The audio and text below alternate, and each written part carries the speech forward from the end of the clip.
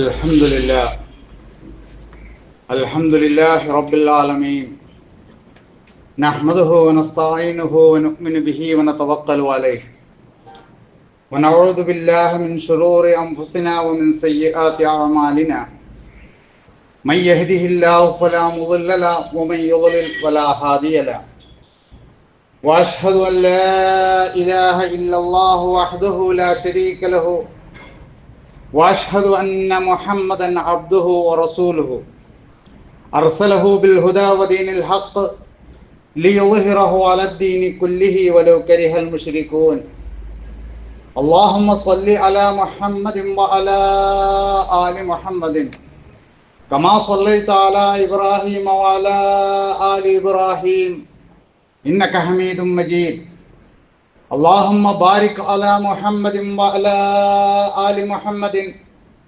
كما باركت على إبراهيم وعلى آل إبراهيم إنك حميد مجيد أما بعد فإن خير الكلام كلام الله وخير السنن سنن محمد صلى الله عليه وسلم وشر الأمور محدثاتها وكل محدثة بدعة وكل بدعة ضلالة أعوذ بالله السميع العليم من الشيطان الرجيم يا أيها الناس اتقوا ربكم الذي خلقكم من نفس واحدة وخلق منها زوجها وبث منهما رجالا كثيرا ونساء واتقوا الله الذي تساءلون به والأرحام إن الله كان عليكم رقيبا بسم الله الرحمن الرحيم يا أيها الناس إنا خلقناكم من ذكر وأنثى وجعلناكم شعوبا وقبائل لتعارفوا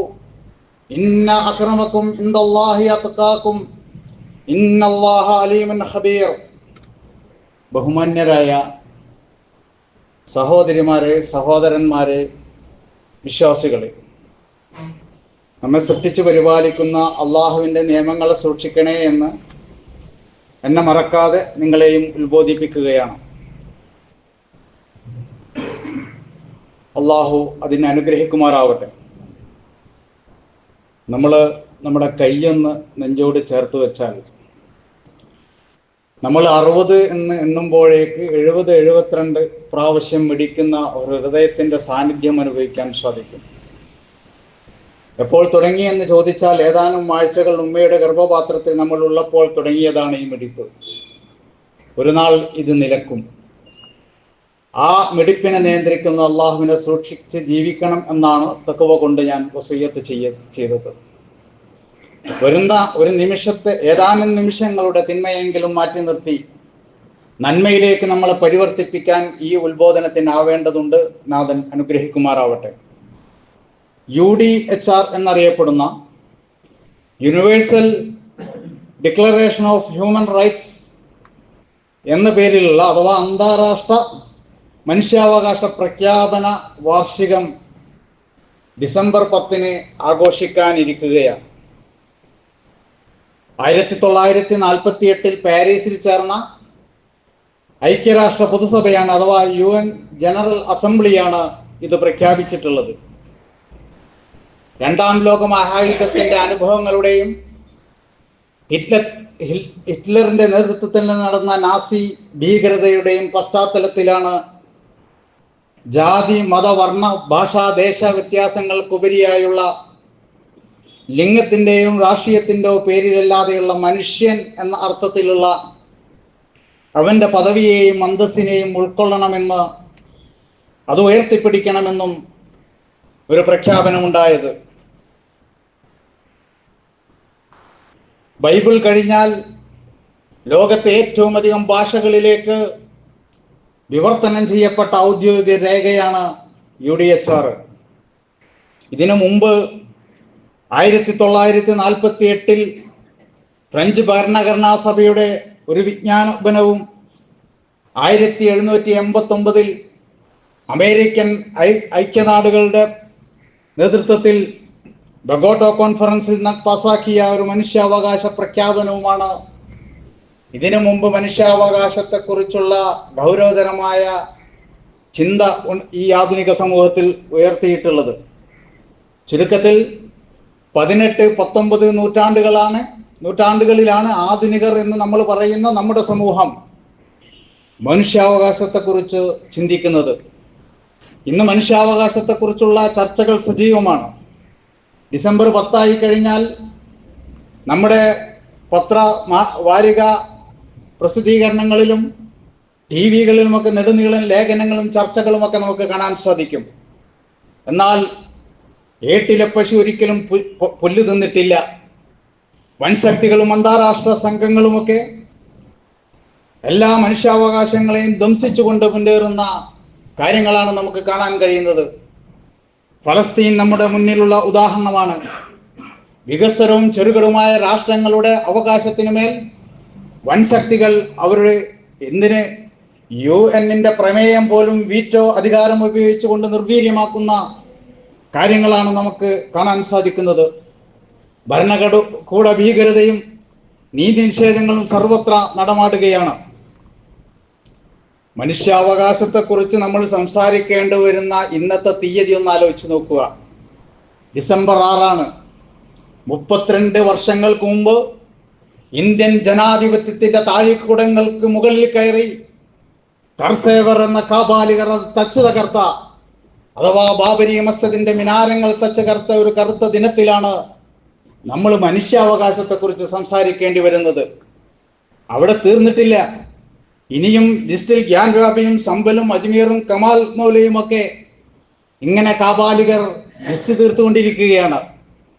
1947 August 17 status കോ തൽസ്ഥിതി നിലനിർത്തണമെന്ന കോടതി വിജ്ഞാപനം പോലും ശ്രദ്ധിക്കാതെയാണ് ജനാധിപത്യത്തെ മുന്നോട്ട് നീങ്ങുന്നത്. പത്രത്തിൽ വന്ന ബാബർ ഹുമയൂണിന് എഴുതിയ അന്ത്യാഭിലാഷ അല്ലെങ്കിൽ വസിയ്യത്തിൽ കാണാൻ സാധിക്കുന്നത്, അത് ഡൽഹിയുടെ ദേശീയ മ്യൂസിയത്തിൽ ഇന്നുമുണ്ട്. നാനാ മതങ്ങളുടേതാണ് ഹുമയൂണെ ഈ രാജ്യം. ആചാര മര്യാദകൾ നിരവധിയാണ്. അതിനോട് നീതി കാണിക്കണം. ഭരണ പങ്കാളിത്തത്തിൽ എല്ലാവർക്കും പങ്കാളിത്തം ഉണ്ടാക്കണം. ഒരു ആരാധനാലയം തച്ച് തകർക്കരുത്, തകർക്കപ്പെട്ടുകൂടാ. രാജ്യത്തിന്റെ ഗാത്രത്തിലെ ശരീരത്തിലെ ഒരവയവത്തിനും രോഗമുണ്ടായിക്കൂടാ എന്നാണ് ബാബർ ഹുമയൂണിനെതിയ ഇന്നും ദേശീയ മ്യൂസിയത്തിൽ സൂക്ഷിക്കപ്പെട്ട രേഖയിലുള്ളത്.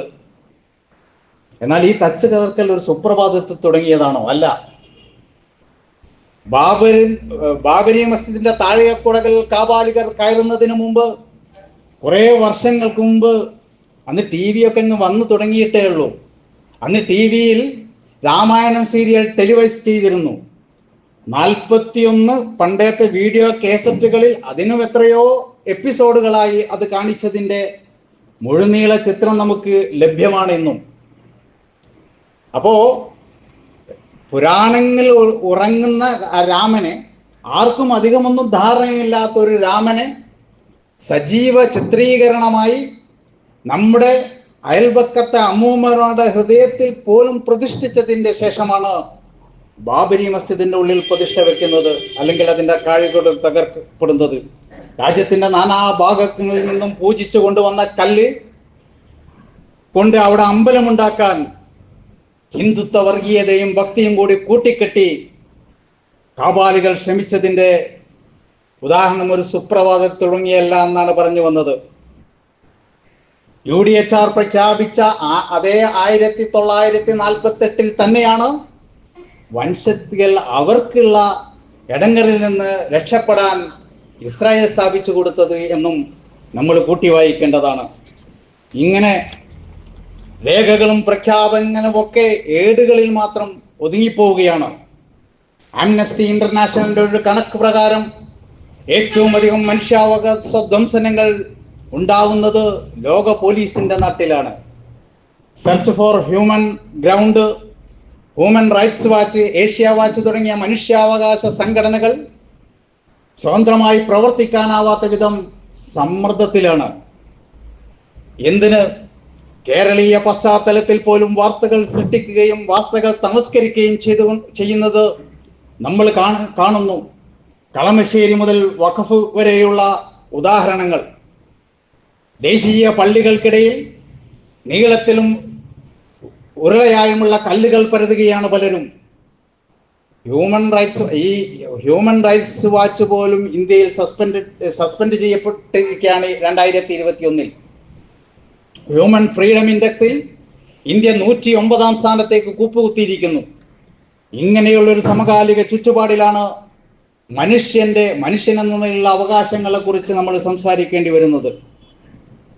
ഇത്തരമൊരു സന്ദർഭത്തിൽ മനുഷ്യൻ എന്ന നിലക്ക് അവന് ഇസ്ലാം അനുവദിച്ചിട്ടുള്ള അല്ലെങ്കിൽ മനുഷ്യാവകാശങ്ങളെ കുറിച്ചുള്ള ഇസ്ലാമിക കാഴ്ചപ്പാടിനെ കുറിച്ചാണ് ഏതാനും സംഗതികൾ മുന്നിൽ വെക്കുന്നത്.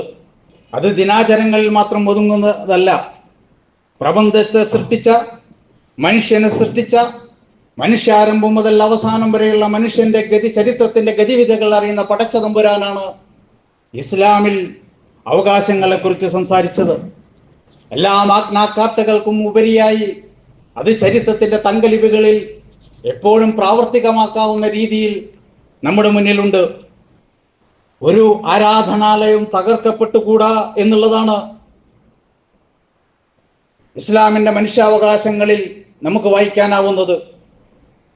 ഇന്ന് നമ്മൾ നേരത്തെ പറഞ്ഞതുപോലെ 18-19 നൂറ്റാണ്ടുകളിൽ മാത്രം ഉയർന്നു വന്ന മനുഷ്യാവകാശ ആധുനിക ചിന്തകൾക്ക് മുന്നേ 1446 വർഷങ്ങൾക്ക് മുമ്പാണ് ഖുർആൻ പ്രഖ്യാപിക്കുന്നത്, യാ അയ്യുഹന്നാസ്, ഹേ മനുഷ്യരെ, ഇന്നാ ഖലഖനാകും മിൻ ദക്കരിൻ വഉൻസ വജഅൽനാകും ശുഅബൻ വഖബായില ലിതഅറഫു ഇന്ന അക്രമകും ഇന്നല്ലാഹി അത്ഖാകും.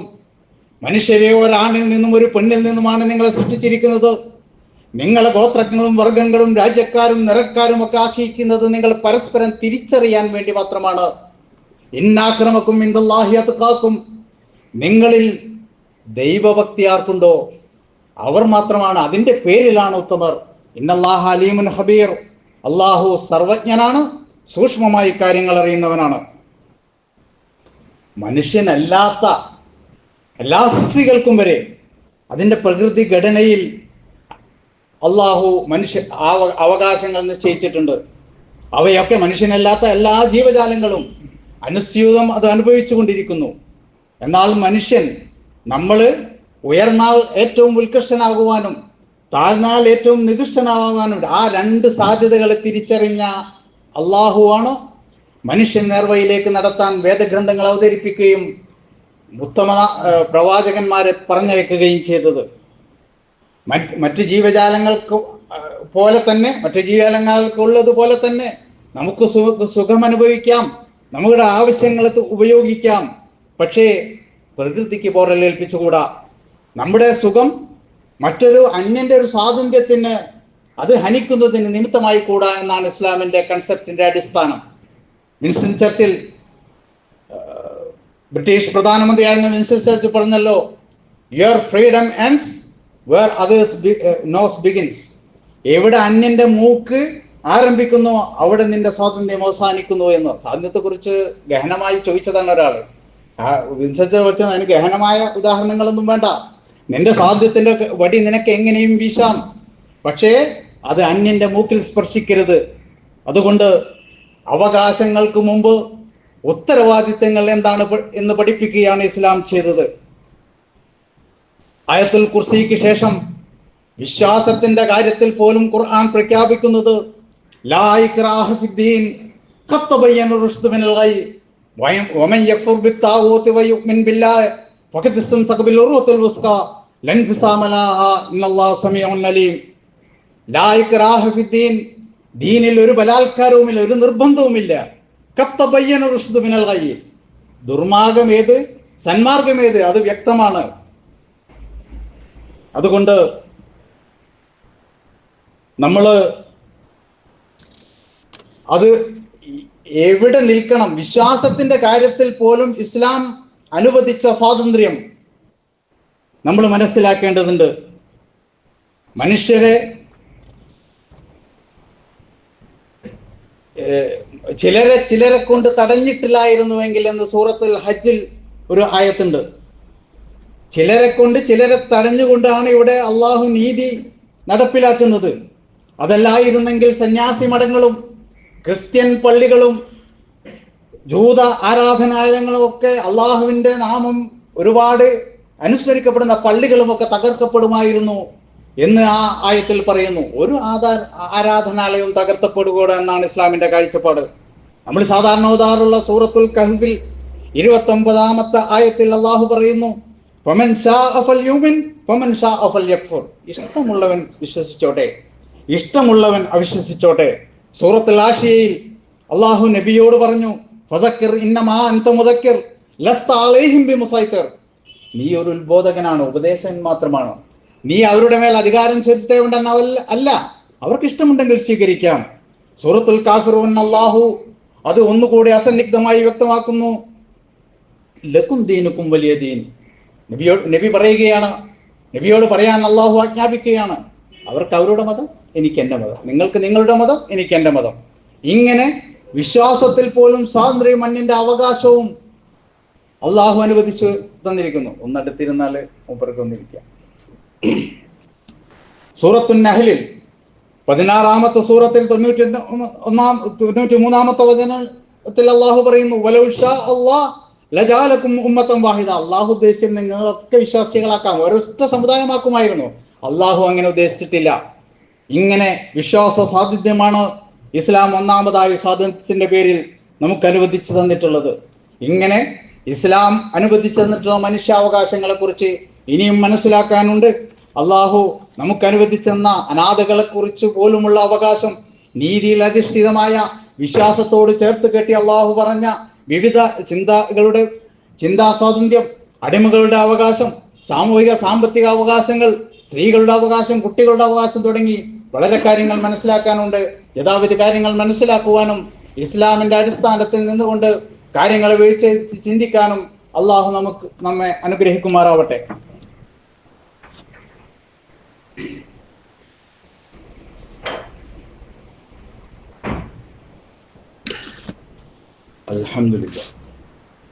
അൽഹംദുലില്ലാഹില്ലദീ ഹദാനാ ലിഹാദാ വമാ കുന്നാ ലിനഹ്തദിയ ലൗലാ അൻ ഹദാനല്ലാഹ്.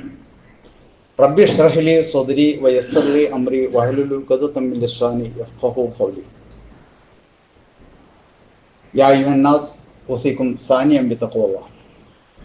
ഒരിക്കൽ കൂടി റബ്ബിനെ സൂക്ഷിക്കണേ എന്ന് ഉണർത്തുകയാണ്. മനുഷ്യാവകാശങ്ങളെ കുറിച്ചാണ് നമ്മൾ പറഞ്ഞു വരുന്നത്. അതിനെയും വിശദീകരിക്കാനുണ്ട് എന്ന് ഞാൻ സൂചിപ്പിച്ചു. ഇൻഷാ അല്ലാഹ് മറ്റൊരു ഖുതുബയിലാകാവുന്നതാണ്. ഈ രണ്ടാമത്തെ അവസരത്തിൽ മറ്റൊരു കാര്യം സൂചിപ്പിക്കാനാണ് ഞാൻ ഉദ്ദേശിക്കുന്നത്. ഡോക്ടർ ഷഹദാദ് നമ്മുടെ നാട്ടുകാരനാണ്, ഡോക്ടറാണ്. ഈ പള്ളിയിൽ പലപ്പോഴും മിക്കവാറും ജമാഅത്ത് നമസ്കാരത്തിൽ ഉണ്ടാവാറുള്ള ആളാണ്.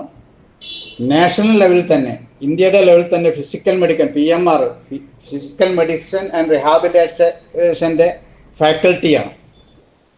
അദ്ദേഹവും 94-98 കാലഘട്ടത്തിൽ മെഡിക്കൽ കോളേജിൽ പഠിച്ച 4-5 ഡോക്ടർമാരുമായി ഉള്ള ഒരു ചർച്ച അടുത്ത ദിവസം കാണുകയുണ്ടായി. അതിൽ കുറേ കാര്യങ്ങൾ പറഞ്ഞു, 1-2 കാര്യങ്ങൾ മാത്രം നിങ്ങളെ സൂചിപ്പിക്കുകയാണ്. ഒരു സുഹൃത്ത് ഇങ്ങനെയുള്ളൊരു കൂടിച്ചെല്ല പറയാൻ, നമുക്ക് ആളുകളോട് കാര്യങ്ങൾ പറഞ്ഞു കൊടുക്കാനൊന്നും കഴിയില്ലല്ലോ, അതിനെന്താ ചെയ്യുക എന്നൊരു സുഹൃത്ത്. അയാൾ അത്ര ഈ ചർച്ചകളൊന്നും സജീവമായ ആളൊന്നുമല്ല. അയാൾ ഇങ്ങനെ പറഞ്ഞപ്പോൾ ആ ആലോചന ഇങ്ങനെ അവരുടെ മനസ്സിൽ കത്തുകയും, ഒരു 10-80 ആളുകളുള്ള ഒരു കൂട്ടായ്മ എന്ത് പറഞ്ഞ് എങ്ങനെ പറഞ്ഞു കൊടുക്കണം ആളുകൾക്ക് കാര്യങ്ങൾ എന്നതിനെ കുറിച്ച് ഒരു കൂടിച്ചേരൽ, ഒരു മീറ്റിംഗ് നടത്തുകയും ചെയ്തു. അവിടെ നിന്നാണ് ഇന്ന് പ്രൊഫഷണൽ കോളേജുകളിലും വിദ്യാഭ്യാസ സ്ഥാപനങ്ങളിലും നാനാവിധമായ കുട്ടികളെയും ഉൾക്കൊണ്ടുകൊണ്ട് കേരള നദൂത്തുൽ മുജാഹിദീനൊക്കെ സംഘടിപ്പിച്ചുകൊണ്ടിരിക്കുന്ന പ്രോഫ്കോണിന്റെ ഉത്ഭവം എന്ന് നമ്മൾ മനസ്സിലാക്കുക.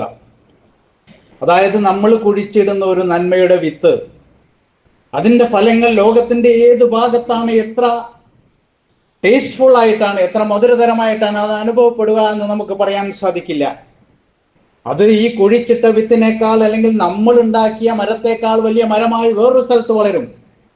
ഇതുപോലെ നിങ്ങളുടെ വിദ്യാഭ്യാസ സ്ഥാപനങ്ങളിൽ കുട്ടികൾക്ക് വരെ ചില നന്മയുടെ വിത്തുകൾ കുഴിച്ചിടാൻ സാധിക്കും. നിങ്ങളുടെ ക്ലാസ്സിലൊക്കെ ബ്ലാക്ക് ബോർഡ് ഉണ്ടാവുമല്ലോ, ആ ബ്ലാക്ക് ബോർഡിൽ വെച്ച് കുറച്ച് ചെമ്പരത്തിപ്പൂ സംഘടിപ്പിച്ച് കൊണ്ടുവന്നാൽ അതൊന്നും അയച്ചിട്ട്, അല്ലെങ്കിൽ ബ്ലാക്ക് മഷി കൊണ്ടൊന്നും അയച്ചിട്ടാൽ അത് വൃത്തിയാവും.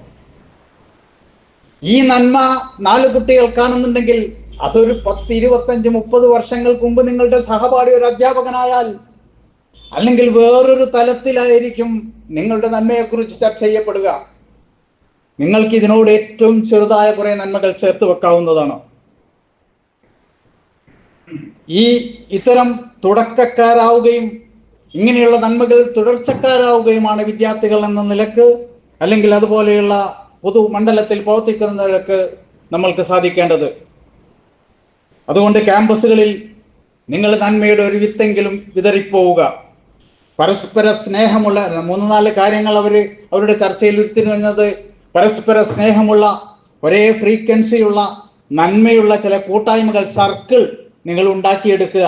അത് തിന്മകളെ തടയും. ജമാഅത്ത് നമസ്കാരത്തിന് പോവാൻ, അതുപോലെയുള്ള നന്മകളിൽ കൂടാനൊക്കെയുള്ള നമ്മളുടെ ഫ്രീക്വൻസിയുള്ള കുറെ സുഹൃത്തുക്കളെ നിങ്ങൾ ഉണ്ടാക്കിയെടുക്കുക. മറ്റൊന്ന്, ഒറ്റപ്പെട്ടു പോവാതെ തുറന്നിടപെടുക. തെറ്റിദ്ധാരണകൾ പറഞ്ഞു തിരുത്തുക. അപ്പോൾ പോളറൈസേഷൻ കുറയും എന്നാണ്. പണ്ട് ഹിന്ദുക്കൾക്കും ക്രിസ്ത്യാനികൾക്കും മുസ്ലിങ്ങൾക്കും ഒക്കെ ഒരുപാട് സംഘടനകൾ സജീവമായിരുന്നു ക്യാമ്പസിൽ. അവർക്ക് വർക്കും ആക്ടിവിറ്റീസും വേണ്ടുവോളം ഉണ്ടായിരുന്നു. ഈ മെഡിക്കൽ കോളേജിൽ തന്നെ ഇങ്ങനെയുള്ള നമസ്കാര സ്ഥലത്ത് പോളും രമേശും ഒക്കെ ഒരുപോലെ വന്നിരുന്ന് എന്താണ് അവിടെ നടക്കുന്നതെന്ന് കണ്ടിരുന്നു. അല്ലെങ്കിൽ ഇതൊന്നും ഉണ്ടായിട്ടില്ലെങ്കിൽ നമ്മൾ വിചാരിക്കും ഇന്ന് മതപരമായി എന്തെങ്കിലും സംഘടിപ്പിച്ചാൽ നമ്മൾ വർഗീയവാദികളെ പോകും. പക്ഷെ ശരിക്കും ഇത് ഇല്ലാതെ ഇരുന്നാലാണ് പോളറൈസേഷൻ വരിക, നമ്മളെ മുദ്ര കുത്തപ്പെടുക. പുറത്തു നിന്നുള്ളൊരു പെർസ്പെക്റ്റീവിലാണ് മിസ്കൺസെപ്ഷൻ, ഒരു തെറ്റിദ്ധാരണ വന്നു പോവുക. അതിൽ നിന്ന് വർഗീയതയും അകൽച്ചയും ഒക്കെ അങ്ങനെ ഉണ്ടാവുന്നതാണ്. എന്നാൽ നമ്മൾ ഓപ്പൺ ടു ഓൾ ആണ്. നമ്മൾക്കൊന്നും മറച്ചു വെക്കാനുള്ള, ട്രാൻസ്പെറന്റ് ആണ് നമ്മളുടെ ചിന്തഗതികളും ആദർശങ്ങളും. നമുക്ക് രാഷ്ട്രീയമോ അധികാരമായ ഭൗതികമായ ഒരു താല്പര്യവുമില്ല എന്ന് നമ്മുടെ സുഹൃത്ത്, നമ്മുടെ ഒപ്പം ജോലി ചെയ്യുന്നവർ, നമ്മളെ ഒപ്പം പഠിക്കുന്നവരൊക്കെ മനസ്സിലാക്കുന്നിടത്ത് തന്നെ ഇസ്ലാമിന്റെ ഔന്നത്യം നമുക്ക് അവർക്ക് മുമ്പിൽ ഉയർത്തിപ്പിടിക്കാൻ സാധിക്കും. നമ്മളൊക്കെ തിരക്കിലാണ്, കുട്ടികൾ വരെ ട്യൂഷനും പഠനവും മറ്റ് കാര്യങ്ങളും ഒക്കെ ആയിട്ട് തിരക്കിലാണ്. എന്നാൽ നമ്മൾക്ക് ഇത് ആവശ്യമുണ്ട് എന്ന് മനസ്സിലാക്കിയാൽ നമ്മൾ പ്രയോറിറ്റി നൽകും ഇങ്ങനത്തെയുള്ള കാര്യങ്ങൾക്ക്. ഒരുപാട് ഇൻഫർമേഷൻ ഒബസിറ്റി എന്ന് പറയും. ഒരുപാട് ഇൻഫർമേഷനുകൾ, വിവരാധിക്യങ്ങളുടെ പൊണ്ണത്തടി എന്ന് പറയാവുന്ന വിവരങ്ങളാണ് നമ്മുടെ മുമ്പിൽ. എന്നാൽ ആധുനിക സമൂഹം, ആധുനികമായ കുട്ടികൾ, പുതിയ തലമുറ ഒരുപാട് ടാസ്കുകൾ ഒന്നിച്ച് ചെയ്യാൻ കഴിവുള്ളവരാണ്. നമ്മളൊക്കെ ഒരു കാര്യത്തിന് പണ്ട് പോയിരുന്നത്, ഒരു കാര്യം നേടാനുണ്ടെങ്കിൽ അന്ന് ബസ് കയറി പോയി ഇന്ന് വൈകുന്നേരം നേരെ ഒരു കാര്യമാണ് നേടുക. ഇന്ന് ഒരു ലാപ്പിന്റെ മുമ്പിൽ ഇരിക്കെ തന്നെ അവർ പഠിച്ചുകൊണ്ടിരിക്കെ വേറെ കാര്യങ്ങൾ, വീട്ടിലെ കാര്യങ്ങൾ അവർക്ക് കാണാം, വീട്ടുകാരുമായി സംവദിക്കാം. ഇങ്ങനെ മൾട്ടി ടാസ്കുകൾ നമുക്ക് സാധ്യമാണ്. ഇത് നന്മയിൽ ഉപയോഗപ്പെടുത്തുക. നിങ്ങളുടെ സർപ്ലസ് എനർജി നന്മയിൽ ഉപയോഗപ്പെടുത്തിയിട്ടില്ലെങ്കിൽ അത് തിന്മയിലേക്ക് മാറും. അതുകൊണ്ട് ടെക്നോളജികൾ എത്ര മാറി വന്നാലും മനുഷ്യന്റെ വികാരങ്ങളും വേദനകളും ഒക്കെ ഒന്നാണ്.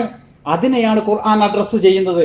മനുഷ്യന്റെ വികാരങ്ങളെ, മനുഷ്യന്റെ വേദനകളെ, മനുഷ്യന്റെ സങ്കടങ്ങളെ അഡ്രസ്സ് ചെയ്യുന്ന ഖുർആനുമായി നിങ്ങൾ അടുത്ത് നിൽക്കുക. ജീവിത ലക്ഷ്യം നമ്മൾ നിർണയിക്കുക. തോന്നിയതൊക്കെ ചെയ്യുക എന്നുള്ളതല്ല നമ്മുടെ ജീവിത ലക്ഷ്യം. എല്ലാ സമൂഹത്തിനും, മുന്നോട്ട് നടക്കേണ്ട എല്ലാ സമൂഹത്തിനും ഒരു നിയമം വേണം.